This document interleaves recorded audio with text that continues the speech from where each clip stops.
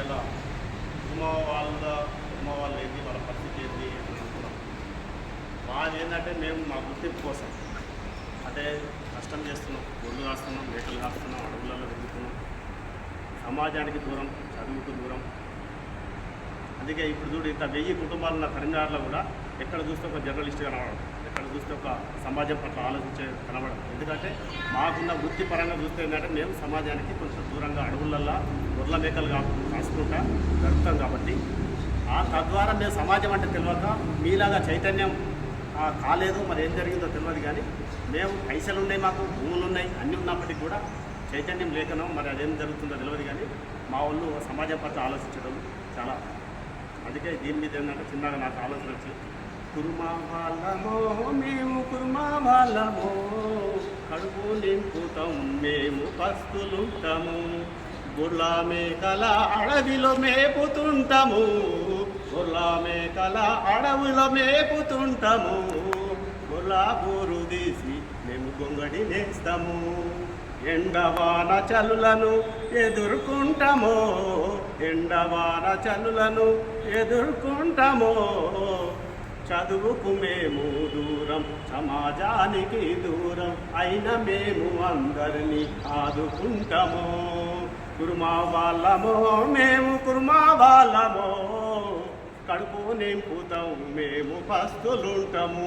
అంటే అడవిలో పోయేటప్పుడు చిన్న సర్ది పట్టుకొని గొల్లు మేకలు దొనుకొని వెళ్తాం.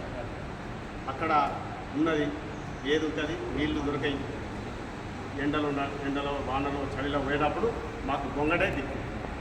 అదే గొంగడి సమాజానికి అంకితం చేయడం జరిగింది. ఇవాళ సమాజంలో ఆ గొంగడి చూడండి, మీరు ఏ పాట పాడినా ఏ ఆట ఆడినా గొంగడి వేసుకుంటే దాని అంటే దాని మన ఒక పురాతన వస్త్రం అనుకోండి, ఒక పేదవానికి ఒక ఇల్లు అనుకోండి, పేదవాని వస్త్రం అనుకోండి, అది నీకు గుడ్డలు బట్టలు లేకపోయినా గొంగడి కప్పుకుంటే ఎండకు చలికి వానకు నిన్ను కాపాడుతుందని చెప్పి ఆనాడే కురుమోడు మరి ఆరోడే కురుమలు మరి నేత నేసి ఏ చదువు లేకున్నా సమాజం లేకుండా ఎట్లా నేసిరో వాళ్ళకు మనకు శనార్థులు తెలియజేయడం జరుగుతుంది.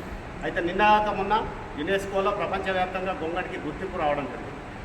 అంటే ఇది ఒక పురాతన వస్తువు, ఇది అనాది నుంచి ఇప్పటికీ కూడా కంటిన్యూస్గా కొనసాగుతూనే ఉంది.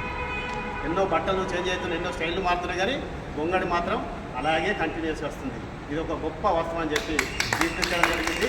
దీనికి మనందరికీ కూడా గర్వకారణం. అంటే మనము సమాజానికి మేలేం చేసినామంటే గొంగడి నేసినాం, ఇలా గొర్రెలు కాసినాం. ఇలా తెలంగాణలో ప్రతి ఫంక్షన్ చేయాలన్నా ఏం చేయాలన్నా కానీ మాంసం ఇంపార్టెంట్.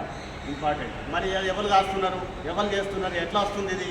ఇలా మనం సమాజంలో ఇలా మనకు చదువు లేక మనం ఇంకా అజ్ఞానంగా మనకు చదువు చైతన్యం లేక ఇంకా కాస్తూనే ఉన్నాం. కానీ ఎంత లాభం జరుగుతుంది ఇలా సోదరులారా గమనించండి.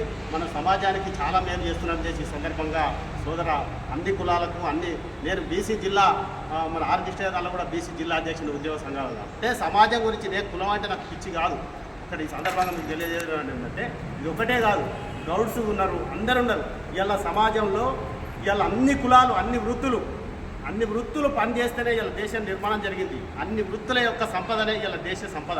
అందరం సమానంగా పంచుకోవాల్సిన అవసరం ఉందని చెప్పి కూడా నేను పాట రాయడం జరిగింది. చరిత్రలో మనకున్నది చెరుగని చిరునామన్నది, మన వృత్తే దైవమని కష్టపడి పని చేశాం. ఈ దేశము అభివృద్ధికి మన వృత్తే కారణం. కదలిరా కదలిరా ఓ భారత సోదర, మేమెంతో మాకంతని రాజ్యము నీవేలురా.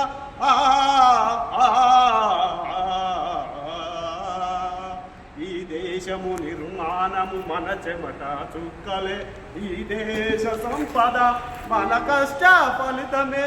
ఈ దేశ సంపదను సమానంగా పంచుదా. కదలిరా కదలిరా ఓ భారత సోదర, మేమెంతో మాకంతని రాజ్యము నీవేలురా.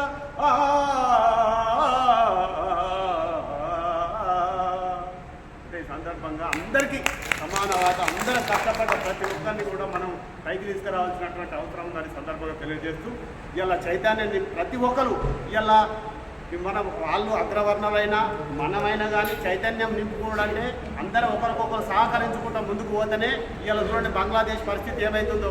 ఇవాళ ఒకసారి మన యూనిటీ ఉండాలంటే ఈ అసమానతలు తగ్గాల్సిన అవసరం ఉన్నది. ఇవాళ మన హిందువులు అంటే ఎట్లా సమానం కావాలనుకున్నప్పుడు అగ్రకులాలు ఒక అడుగు ముందుకేసి ఇవాళ అందరినీ కలుపుకొని పోయి ఇవాళ చిన్న చూపు చూడకుండా ఇవాళ అందరినీ ఒక హక్కున నేర్చుకున్నట్లయితే అది ఐక్యమత్యత లభిస్తుందని సందర్భంగా తెలియజేస్తూ ఇలా